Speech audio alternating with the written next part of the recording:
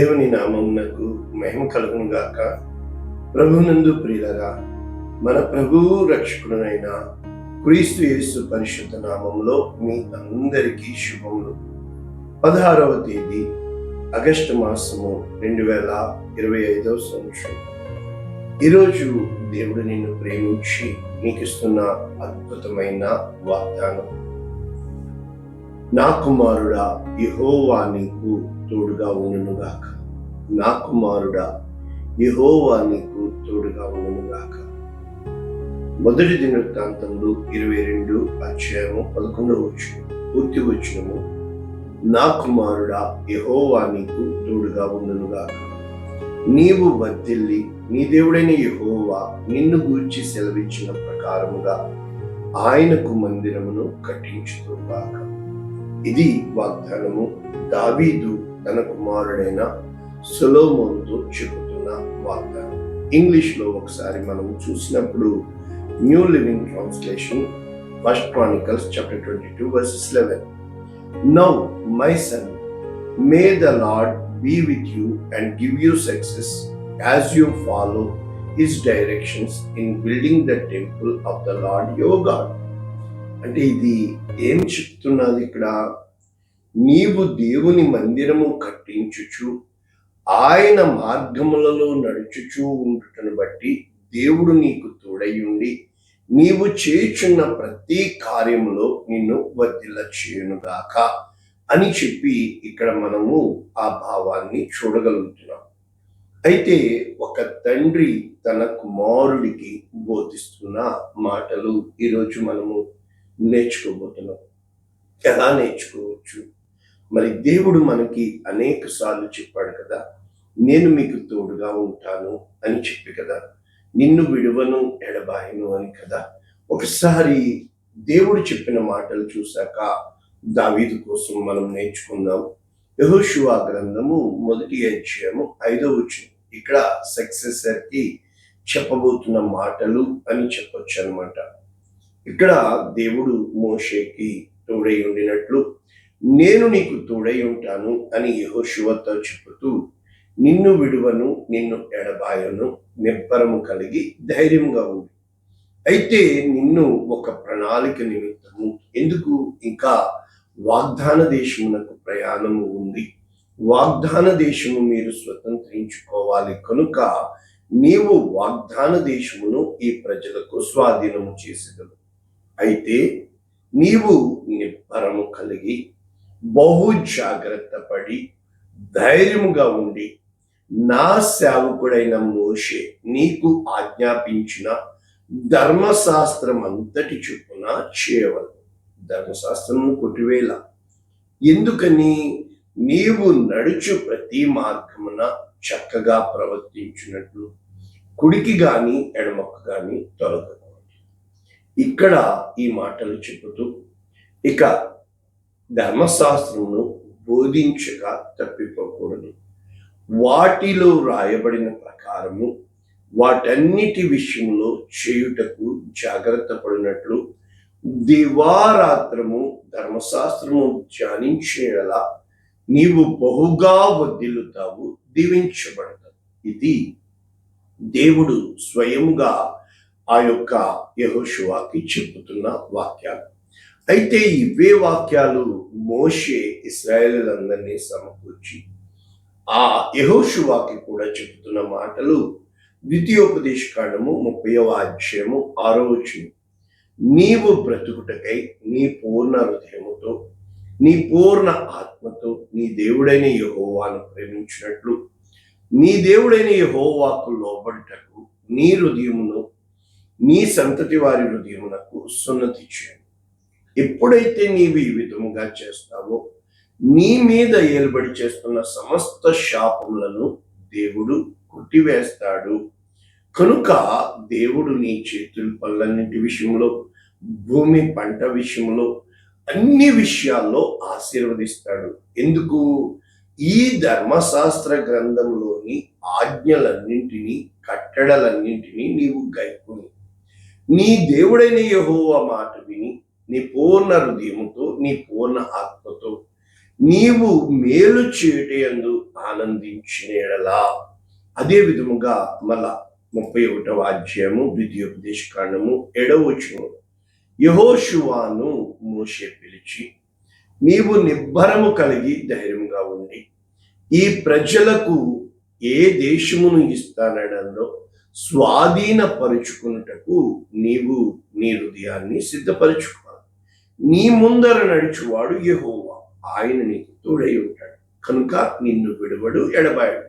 భయపడకము, విస్మయం.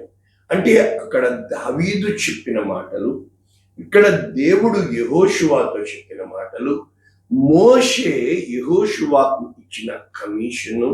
ఇంకా మనం చూస్తే మనము ఆది కాండము ఆ యొక్క 28వ అధ్యాయము 1వ వచనం, ఇస్సాకు యాకోబును పిలిచి చెప్తున్నాడు, నీవు కనాను కుమార్తెల్లో పెళ్లి చేసుకోవద్దు, కానీ నీవు వెళ్ళి మన బంధువుల యొద్ద తన కుమార్తెను పెళ్లి చేసుకుని సర్వశక్తి గల దేవుడు నిన్ను ఆశీర్వదించి అనేక జనములగునట్లు నీకు సంతానాభివృద్ధి కలుగచేసి నిన్ను విస్తరింపచేసి దేవుడు నీకు స్వాస్థ్యముగా ఇచ్చినట్టు ఇవ్వాలి. అంటే దేవుడు నీకు తోడుగా ఉండాలి కనుక అబ్రహామునకు ఆశీర్వదించిన అనుగ్రహము, నీ తండ్రి అయిన ఇస్సాకును నాకు ఇచ్చిన ఆశీర్వాదము నీ పట్ల నెరవేరునట్లు అని చెప్పి యాకోబుని పంపించేసినట్లు మనం చూడగలుగుతున్నాం.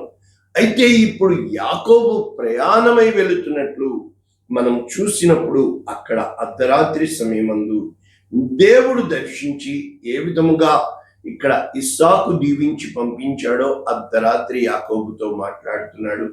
అక్కడ దావీదు దీవించి పంపించాడో సొలొమోనుతో ఇంకా నేర్చుకున్నాం. దేవుడు అర్ధరాత్రి సొలొమోనును దర్శించినట్లు మనం చూస్తున్నాము. ఇక్కడ ఏం జరుగుతుంది దర్శనంలో? యెహోవా ఒక నిచ్చెన పైగా నిలిచి, నేను నీ తండ్రి అయిన అబ్రహాము దేవుడను, ఇస్సాకు దేవుడను కనుక నీకు ఈ భూమిని సంతానమును ఎందుకు ఇస్తున్నాను?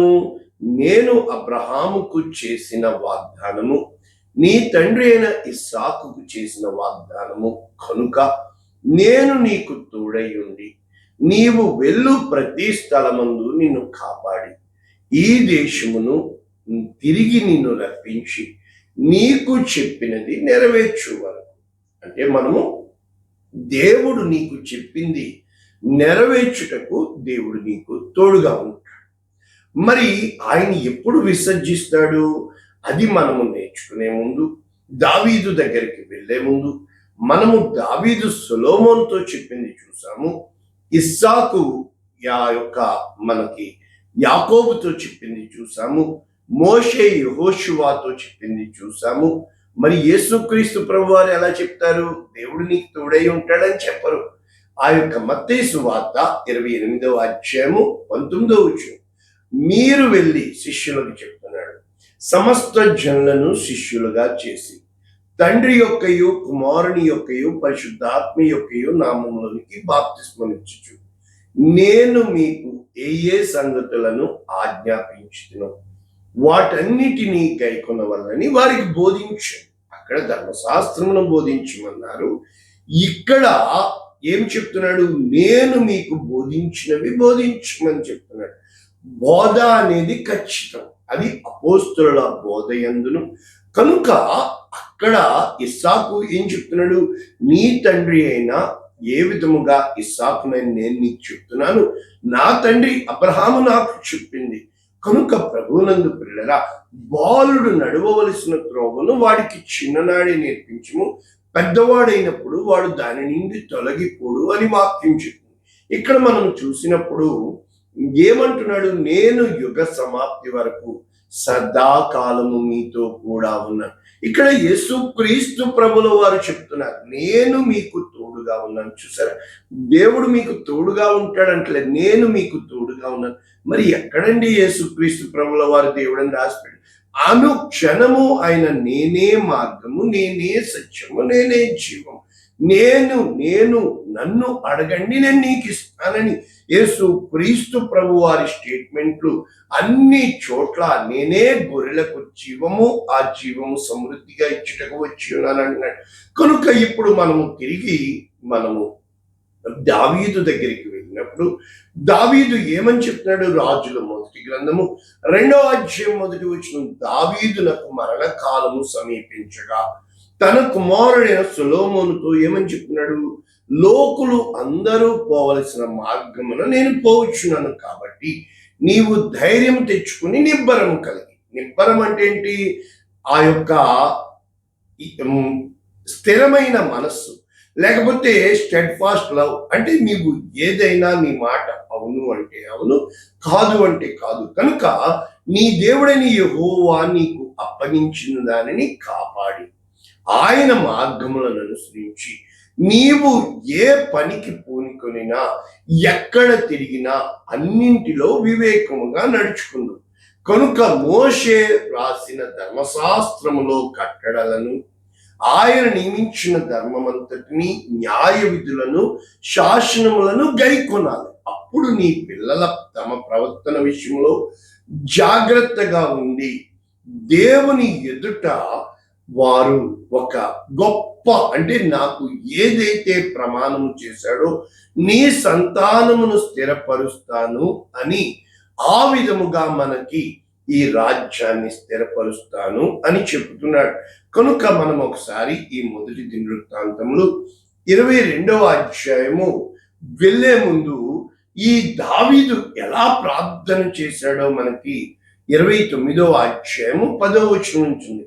అక్కడ ఎప్పుడైతే వారందరూ మందిరం కట్టుటకు ఆ కానుకలు, అర్పణలు, వస్తువులు సమస్తము హృదయపూర్వకంగా ఇచ్చారో దావీదు బహుగా సంతోషపడి ఏమంటున్నాడు తెలుసా? దేవునికి ఇశ్రాయేలీయుల దేవా, నీవు నిరంతరము స్తోత్రారుడవు, భూమి ఆకాశముల యందుండు సమస్తము నీ వశము, మహత్యము, పరాక్రమము, ప్రభావము, తేజస్సు, ఘనత నీకు చెందించున్నవి. రాజ్యము నీది, అందరి మీద నిన్ను అధిపతిగా హెచ్చించుకున్నావు. మొట్టమొదట ప్రార్థనలో మెట్లు ఆయన్ని స్తుతించారు. రెండవది, ఐశ్వర్యము, గొప్పతనము నీ వలన కలుగును, సమస్తమును నువ్వు ఏలువాడవు, బలము, పరాక్రమము నీ దానములు, హెచ్చించువాడవు, బలము ఇచ్చువాడవు అన్నీ నీవే. అంటే దేవుని గుణగణాల గురించి సెకండ్ మెట్టు తన కోసం ఇప్పుడు చెప్పుకుంటూ ఏమంటున్నాడు? మనము చూసినప్పుడు ఇప్పుడు నా ప్రజలు ఈ విధముగా ఇవ్వడానికి కారణము నీవు వారికి ఇచ్చిన మనసు కనుక మా యొక్క భూనివాస కాలము నీడ అంత అస్థిరము, కాబట్టి మేము నీడవలే ఉన్నాము అని ఇక్కడ చెబుతూ, చూసారా, నీ పరిశుద్ధ నామ ఘనత కొరకు మందిరము కట్టించుటకై మేము సమకూర్చిన ఈ సంపద ఏ పాటిది?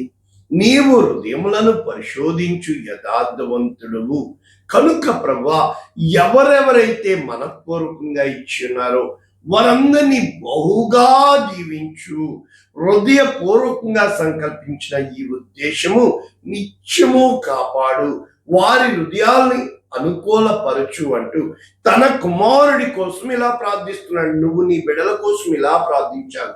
నా కుమారుడైన సొలొమోను, అక్కడ నీ కుమారుడు కుమార్తెల పేర్లు పెట్టి నీ ఆజ్ఞలను, నీ శాసనములను, నీ కట్టడలను గైకొనుచు వాటినన్నిటినీ అనుసరించినట్లు నేను కట్టదలిచిన ఈ ఆలయమును కట్టించినట్లు అతనికి నిర్దోషమైన హృదయమును దయచేయు. దావీదు తన కుమారుడి కోసము ప్రార్థించడమే కాదు, దావీదు తన కుమారుడితో ఏం చెప్తున్నాడు? దినవృత్తాంతములు మొదటి గ్రంథము 28వ అధ్యాయం 9వ వచనం, సొలొమోనా నా కుమారుడా, చూసా, నీ తండ్రి యొక్క దేవుడైన యెహోవా ఆయన దేవుడు. ఎందుకని? అందరి హృదయములను, అంతరంగములను, ఆలోచనలను, సంకల్పములను ఆయన ఎరిగి ఉన్నాడు. కనుక నీవు ఆయన గూర్చిన జ్ఞానం, ఎందుకు వాక్యం వాక్యం వాక్యం నేర్పిస్తున్నావు? ఆయన కొరకు నీవు తెలుసుకోవాలని, హృదయపూర్వకంగా మనపూర్వకంగా ఆయనని నీవు వెతకాలని, ఆయనను నీవు వెతికితే ఆయన నీకు ప్రత్యక్షమవుతాడు. ఆయనను నీవు విడిచిపెడితే ఆయన నిన్ను త్రోసివేస్తాడు. కనుక నీకు తెలుసు, నేను ఈ మందిరమును కట్టాలని ఆశపడుతున్నాను, కానీ దేవుడు నన్ను కట్టవద్దు అన్నాడు, నిన్ను కట్టమని ఉన్నాడు కనుక అని. ఇప్పుడు మనము మొదటి దినవృత్తాంతములు 22వ అధ్యాయము 5వ వచనం నుంచి మనం చూసినప్పుడు, ఇక్కడ దావీదు నా కుమారుడైన సొలొమోను పిన్న వయస్సు గల లేతవాడు కనుక ఆ కట్టబోవు మందిరము దేవాది దేవునికి కనుక దాని కీర్తిని బట్టి, అందమును బట్టి సకల దేశములో ప్రసిద్ధి చెందినదై చాలా ఘనమైనదై ఉండవలను కావలసిన ధనరాశిని సాధనాల్ని నేను సిద్ధపరిచి ఉన్నప్పటికీ ఏమంటున్నాడు తెలుసా? తన కుమారుడికి తన యొక్క ఏదైతే దేవుడు బయలుపరిచి ఉన్నాడో, ఏదైతే దేవుడు చిత్తమై ఉన్నదో, తన చిత్తాన్ని, దేవుని యొక్క హృదయాన్ని ఏమని చెప్తున్నాడు? ఇప్పుడు మనం ముగిస్తున్నప్పుడు మనము 22వ అధ్యాయము 11వ వచనం నుంచి కదా చదివి ముగించుకుంటే, నా కుమారుడా యెహోవా నీకు తోడుగా ఉండును గాక, నీవు వర్ధిల్లి నీ దేవుడని యెహోవా నిన్ను గూర్చి సెలవిచ్చిన ప్రకారముగా మందిరమును కట్టించుదువు గాక. నీవు ధర్మశాస్త్రం అంతటిని నీవు వివేకము కలిగి, తెలివి కలిగి, నీవు అధికారము కలిగి ఉందువు కాక. కనుక యెహోవా ఇశ్రాయేలీయులకు గూర్చి మోషేకు ఇచ్చిన కట్టడల ప్రకారము, ఆయన తీర్చిన తీర్పుల ప్రకారము జరుపుకొనుటకు నీవు జాగ్రత్త పడిన ఎడల వృద్ధి పొందుదువు. ధైర్యము తెచ్చుకుని బలముగా ఉండు, భయపడకుంది. కనుక వృద్ధి కావాలి అని ఆశపడుతున్న నీవు, నీ బిడ్డలు దేవునిలో ఎదగాలని ఏ రోజన్నా దేవుని గురించి చెప్పావా? ఏ రోజన్నా దేవుని యందు భయభక్తులు నేర్పించావా? దేవుని ఎడల శుద్ధ హృదయము కలిగి ఉండాలని నీ బిడ్డలకి నేర్పించినప్పుడు, ఇక్కడ దావీదు మాటలు విన్నాం, మోషే మాటలు విన్నాం, ఆ యొక్క ఇస్సాకు మాటలు విన్నాం, మరి యేసుక్రీస్తు మాటలు విన్న నీవు నేను మన తరువాతి తరము వారికి దేవుడు తోడుగా ఉండాలి అని అందరూ చెప్తున్నారు. God is with you. Is God really with you? దేవుడు నీకు తోడుగా ఉండి ఎట్లా మాకు ఎందుకు ఇలా జరుగుతుందని గిజ్జోని అడిగాడే. దేవుడు నాకు తోడుగా ఉంటే నేను ఎందుకు అన్యాయం అయిపోయానని అడుగుతున్నా ప్రభునందు ప్రియమైన దేవుని బిడ్డ. ఒక్కసారి ఆయన్ని ఎక్కడ దూరం పెట్టావో, ఒక్కసారి ఆయన ఎందుకు నీకు సమీపముగా ఉన్నా కూడా నీ జీవితంలోకి కల్పించుకోలేకపోతున్నాడు, ఏది దేవునికి నీకు ఆటంకంగా వచ్చినాయో ఒక్కసారి దాన్ని తీసేయడానికి ప్రయత్నం చేస్తే ఆయన నీ ఎదుట గొప్ప కార్యాలు చేయడానికి, నీకు విరోధంగా రూపించబడిన ప్రతి ఆయుధము నాశనము చేయడానికి ఆయన సిద్ధంగా ఉన్నాడు. పైపైన వాక్యాలు వింటి నీ మనస్సును అలా కాకుండా నీ హృదయ అంతరంగములలో ఉన్నది దేవునికి కావాలి. కనుక అక్కడ ఏ మనిషిని పెట్టావు? నీ బిడ్డలనే పెట్టావేమో, నీ భర్తని పెట్టావేమో, నీకు కోపంగా ఉన్న వాళ్ళని పెట్టావేమో. జాగ్రత్త. ప్రార్థన చేస్తాను. పరిశుద్ధుడా, ప్రేమ కలిగిన తండ్రి, విత్తబడిన వాక్యమును అనేక మందికి ఆశీర్వాదంగా, అనేక మందికి దీవెనకరంగా నచుడైన యేసు శ్రేష్టమైన నామమున తండ్రి దీవించి ఆశీర్వదించి నీ కృపాహస్తాలకి నీ కనికరమును యేసునామమున ప్రార్థిస్తున్నాము తండ్రి. ఆమేన్. God bless you all.